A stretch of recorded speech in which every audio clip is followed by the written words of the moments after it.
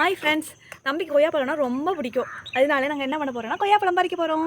இப்போ வந்து தம்பியே பறிக்க போகிறோம். பாருங்கள் பாருங்கள், இந்த இடத்துல கொய்யாப்பழம். இப்போ தம்பி பறிக்க போகிறோம். 2 கையில் பிடிச்சி பாருங்க.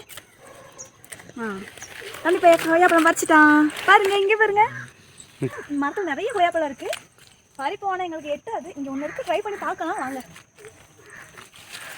எனக்குமே எட்டுமான்னு தெரியல. இந்த பாருங்க, நாங்கள் இன்னும் நிறையா இருக்குது. இது வந்து நம்ம அப்புறம் எடுக்கலாம். அங்கே பாருங்கள், அங்கே ஒரு பழம் இருக்குது, ஜூம் பண்ணி கட்டுறேன் பாருங்கள். அது மட்டும் இல்லாமல் இந்த மரத்தில் ஒரு பெரிய பழம் இருக்குது.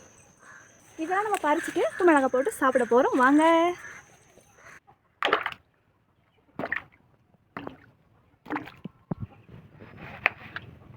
நல்லா வெட்டி முடிச்சிட்டோம். நல்லா எடுத்து